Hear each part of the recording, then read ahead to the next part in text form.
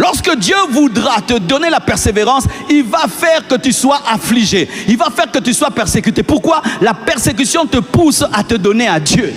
Lorsque la vie chrétienne est trop confortable et il n'y a pas de lutte et de combat, il n'y a pas de blessures, les chrétiens souvent ont tendance à dormir. C'est pourquoi Dieu réveille au travers des afflictions pour nous donner de la persévérance. Parce que tu es sûr que tu as un ennemi.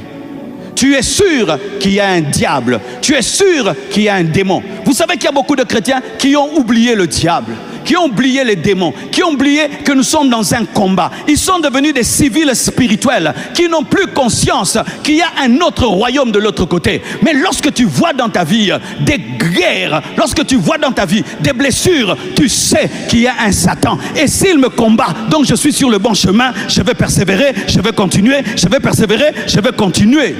N'avez-vous pas vu, lorsqu'une fille est amoureuse d'un homme et vous commencez à trop l'empêcher d'aimer ces garçons, elle devient davantage amoureuse, n'est-ce pas? Et les parents nous disaient, arrêtez de l'interdire, elle va continuer, laissez, elle va laisser. Si vous continuez à vous opposer, elle va aimer, parce que le combat donne l'amour.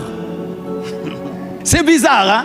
Interdit sa main, enfant, ne touche plus ici, c'est ce qui va toucher. Et plus on t'empêche Jésus, plus tu aimes Jésus. La persécution donne la persévérance. C'est pourquoi le monde ne comprend pas comment nous les combattons, mais ils continuent. Mais parce que vous nous donnez la persévérance, vous nous donnez la persévérance. On avait oublié le diable, mais non, on sait qu'il y a un Satan et on doit lui faire mal. Donne-moi un amen. Que tes blessures ne t'amènent pas à lâcher, mais que tes blessures soient le signe que tu ne dois pas lâcher. Que tes blessures soient le signe que tu ne dois pas lâcher, que tu dois continuer. Car le combat révèle que tu as trouvé. Le combat révèle qu'il y a quelque chose quelque part. La guerre dans ta vie révèle que tu as trouvé quelque chose.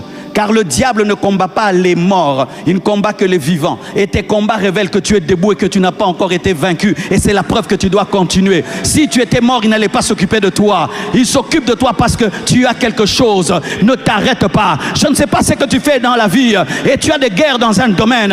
Continue, continue, continue, continue. Ce qui te blesse te donne un palmarès. Ce qui te blesse doit devenir un encouragement pour toi. J'aimerais te dire que si le diable s'acharne sur toi, c'est parce que tu as quelque chose.